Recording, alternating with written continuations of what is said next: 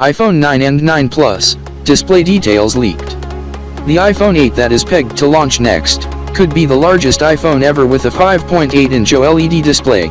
Fresh information suggests that Apple will increasing the display sizes of iPhone 9 and iPhone 9 Plus in the coming year. According to a South Korean publication, the iPhone 9 may arrive with a 5.85-inch OLED screen, and the larger iPhone 9 Plus may house a 6.46-inch OLED screen, since the iPhone 9 Plus is expected to sport a bezel-less design.